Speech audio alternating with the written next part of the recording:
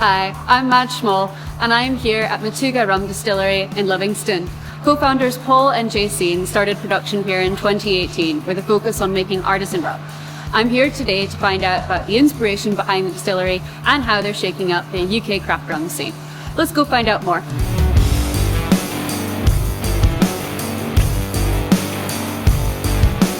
So my first question is an easy one. How did it all come about? We've been in the rum industry since 2015. I had just been introduced to rum, to be honest, by your family.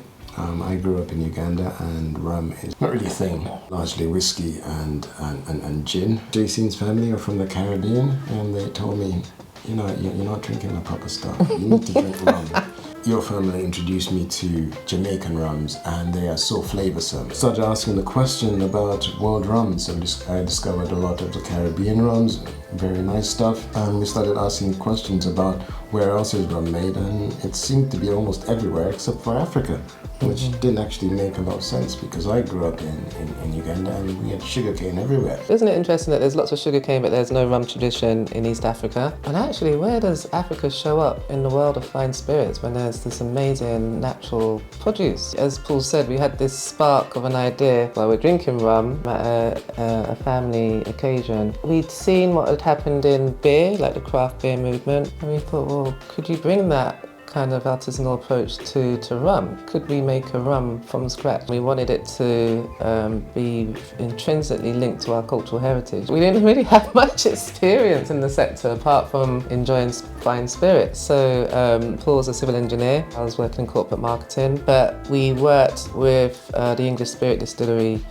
to come up with a rum and our brand. By October 2015, we were at the London Rum Festival launching our Matugga rum brand to the world. As an organisation, we have what we call this rum triad, where it's this beautiful cultural collision. As we stand now, it's Scotland meets East Africa meets the Caribbean. So we're always looking to Africa for inspiration. So the masala chai is because in Uganda and East Africa, there's a big Indian population. So masala chai just felt spot on in terms of the spice mix. The golden, which again we think was a world first in terms of the profile. Being a malt head, it had to have a smoky aspect to it. I wondered if we could bring that dimension to rum and how that would work, and I thought it worked brilliantly because it sort of balanced out the natural sweetness that rum has. Yeah, so it's my fault that we have a smoky rum. We got into export really quickly, so by 2016 we had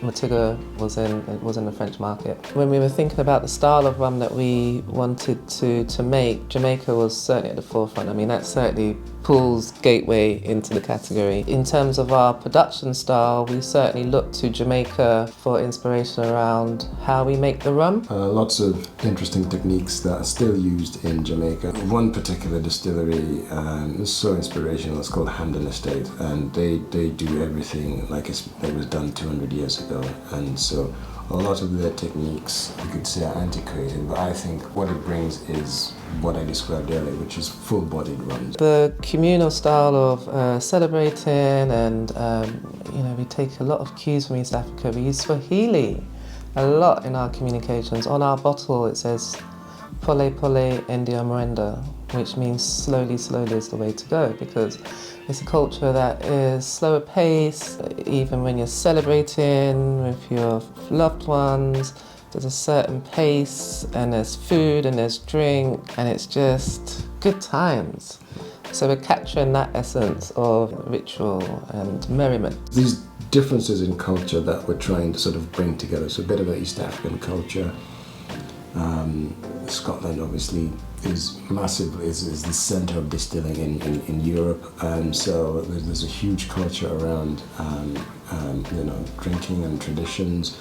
So it's bringing all these three elements together because they all influence what we do. Matuga is the name of a town in Uganda, and what's so special about this town is that we've got a land holding that was once passionately toiled by Paul's late mother. She was a farmer, and she also taught agricultural studies. So We've wanted to stay connected to sense of place and what it represents, which is in our minds, you know, beautiful landscape, beautiful produce. We do have ambitions to even have a sugarcane development on our land in Matuga. So we have this cane to cask vision where we can source directly from Africa and have that show up in our spirit over time. The scene is growing. There are more distilleries, there are more brands. There's definitely a buzz building in Scottish rum. As a rum distillery, an artisanal rum distillery, we've got incredible freedom when it comes to barrel selection.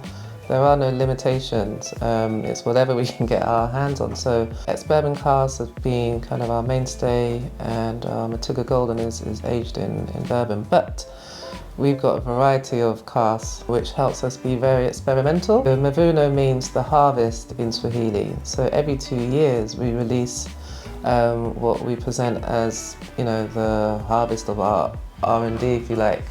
So the first release was aged in acacia. That was very, very beautiful. And we selected acacia because, again, looking to East Africa and across the continent, the acacia tree is very iconic. So we had the idea, oh, what would that be like? We managed to get our hands on an acacia cask. It worked really well. Yeah. I think the flexibility to use non-oak woods to age our spirit is one of the things I love about rum. We are open. We are happy to share our know-how. We have a craft rum school now.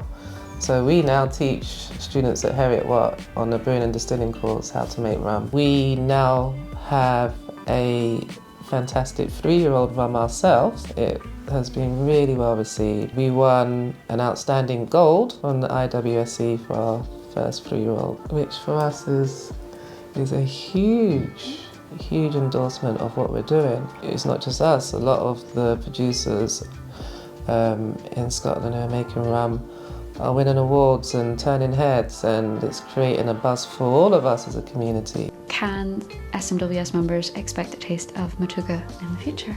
Wow, what can we say? If they behave nicely. Yes. Absolutely, yes, they can. They can expect to taste some Matuga at some point in the near future. Thank you so much to Jacine, Paul, Graham and Jack for their warm welcome and their hospitality here at Matuga. Make sure you check out the full conversation on Whisky Talk. Until next time, Sláinte.